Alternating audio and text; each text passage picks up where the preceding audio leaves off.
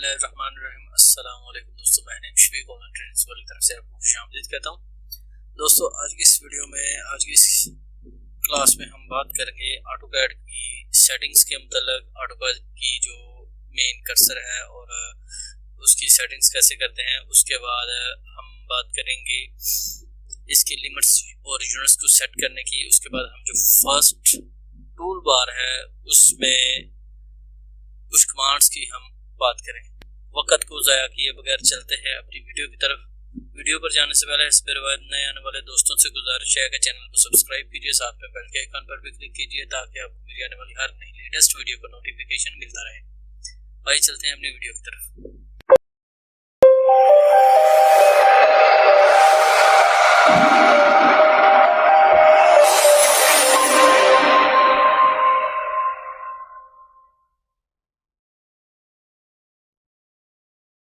तो जी दोस्तों, सबसे पहले मैं आपको बता दूं, मैंने ऑटोकैड ओपन कर लिया। उसके बाद हम अपना फर्स्ट जो इम्प्रेशन है मतलब कि शीट पे, ड्राइंग शीट पे चलते हैं। तो उसके लिए हमने क्या करना है, स्टार्ट ड्राइंग पे आना है। स्टार्ट ड्राइंग पे आएंगे तो ये हमारे पास हमारा फर्स्ट शीट जो है वो होगी। ये हमारा ड्राइंग एरिया होगा। इसमें हम आपको बता दें कि ड्राइंग एरिया में हम किसी भी जगह पर काम कर सकते हैं। तो इसकी हमने यूनिट्स और लिमिट्स वगैरह सेट करनी है। तो जो उसका मतलब ये होता है कि एक स्पेसिफिक एरिया हमें मिल जाता है जिस पे हम अपनी ड्राइंग जो है वो बना सकते हैं। मींस के कुछ ड्राइंग्स बड़ी होती हैं, उसको हम उसका एरिया जो बड़ा हम इस्तेमाल कर सकते हैं, उसका स्पेसिफिक पॉइंट मौजूद नहीं होता।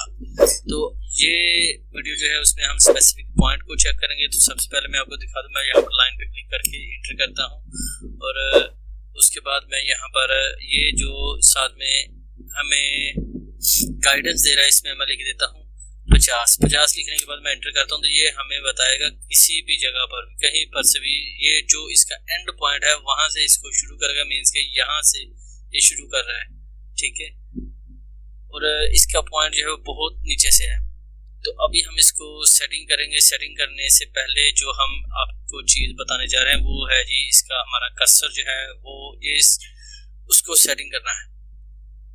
ये जो स्क्रीन पर क्रॉस का निशान नज़र आ रहा है इसको हम कर्सर बोलते हैं। इसमें एक टिकर बॉक्स होता है और एक लाइन्स होती हैं, कर्सर होता है। तो हम क्या करेंगे, हम इस पर राइट क्लिक करेंगे, ऑप्शन में भी आ सकते हैं। उसके बाद हम परफॉर्मेंस,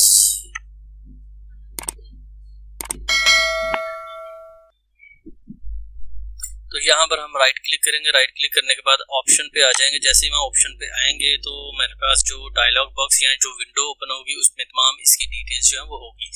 अभी ये विंडो ओपन हो गई है। इसमें अननेम्ड प्रोफाइल है, आप प्रोफाइल भी कर सकते हैं। उसके बाद हमने क्या करना है जी, डिस्प्ले में आ जाए तो यहाँ पर ये इसकी थीम है, लाइट है, डार्क है, जो भी आप करना चाहें वो कर सकते हैं। तो इसका कलर जो है बैकग्राउंड का कलर थोड़ा सा चेंज कर लेता हूँ जी। 2D मॉडल का, 3D मॉडल का प्लॉट, ये तमाम चीज़ें इसमें हम चेक कर सकते हैं। मैं इसको भी कुछ नहीं करता। तो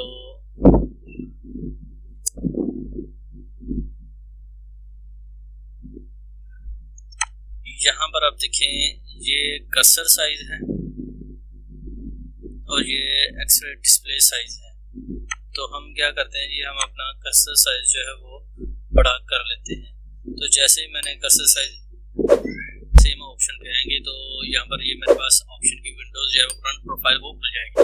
हमने इसमें से किसी पर भी क्लिक नहीं करना। अगर हमने सिर्फ कर्सर पॉइंट जो उसको ही चेंज करना है, मैं क्या करूँगा कि डिस्प्ले, उसके बाद ये ड्राफ्टिंग में आ जाए। तो ड्राफ्टिंग में आने के बाद अब यहाँ पर देखिए ये कर्सर आप बड़ा कर सकते हैं। उसके बाद ये आप कर्सर का पिकर बॉक्स जो है वो बड़ा कर सकते हैं, ठीक है। हम पिकर बॉक्स को छोटा ही रहने देंगे। उसके बाद ड्राफ्टिंग टूल सीट्स है, इसको कुछ करना चाहे तो वो कर सकते हैं।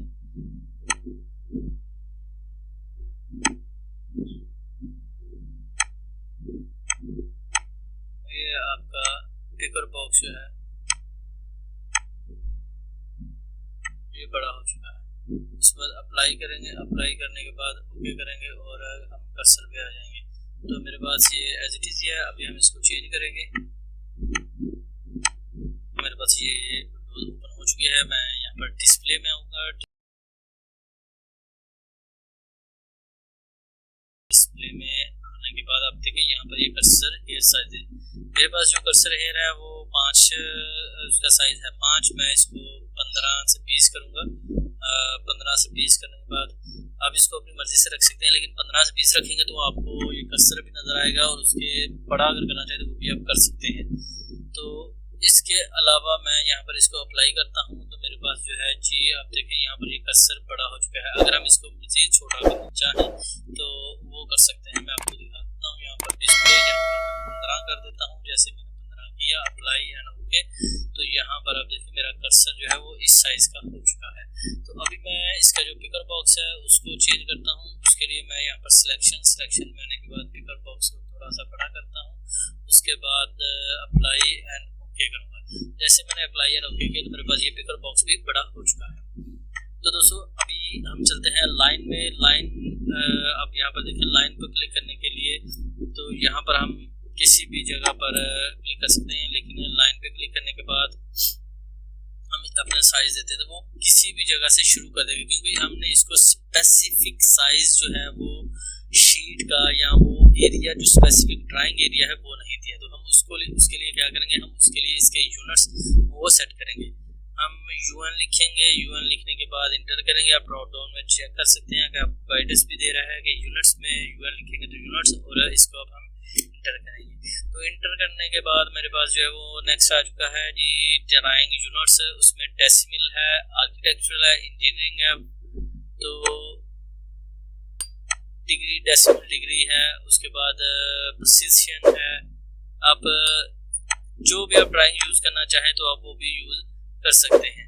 तो चाहे तो डेसिमल में कर सकते हो, तो मैं डेसिमल में रखूंगा, डेसिमल डिग्रीज में लिखूंगा। उस प्रिसिशन जो है वो 0 ही रहने दूंगा। और ये प्रिसिशन जो है इसको मैं 0.3 जो 0 है उस पर रखूंगा। 2 भी आप रख सकते हैं, 1 भी रख सकते हैं, ये आप पे डिपेंड है आप कौन सा रखना चाहें। उसके बाद इंसर्शन स्केल, जो इसका स्केल है वो आप मिलीमीटर में काम करना चाहते हैं, फीट में चाहते हैं, यूनिट में या माइल्स में, जिस किस्म का भी आपके पास वर्क हो आप उस हिसाब से कर सकते हैं। तो मेरे पास मैकेनिकल है तो ये मिलीमीटर में होता है, तो मैं मिलीमीटर में देता हूँ। उसके बाद मैं इसको ओके करता हूँ। तो मेरे पास ये इसके यूनिट्स जो है वो सेट हो चुके हैं। अभी हम इसकी लिमिट सेट करते हैं। लिमिट सेट करने के लिए LIM लिखेंगे और इंटर प्रेस कर देंगे।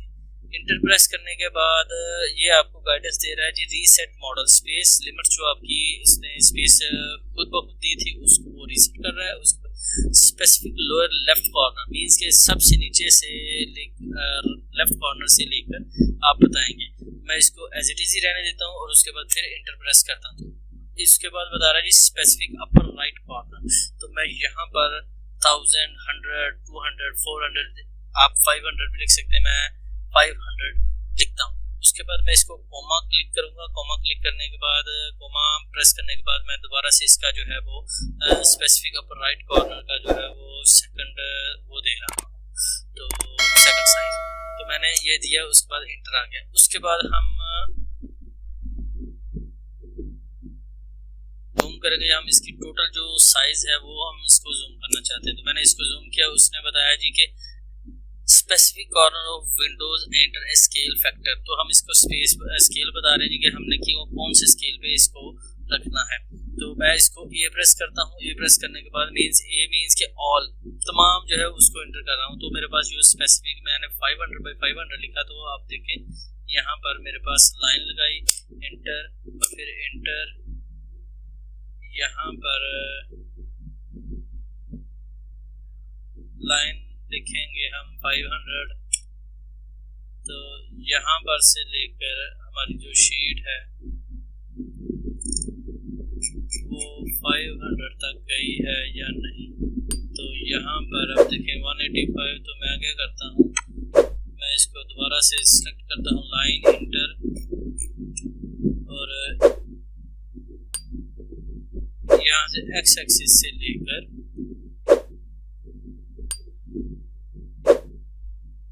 ये इसने दे दिया जी। और मेरे पास ये दोबारा से Z इंटर R इंटर करता हूँ, तो मेरे पास जो स्पेसिफिक इसका साइज है वो मिल का है, तो अभी आप देख सकते हैं ये। ठीक है दोस्तों, तो इस तरीकेकार से आप अपने लिमिट्स और यूनिट्स जो है वो सेट कर सकते हैं अपने ए कैट के।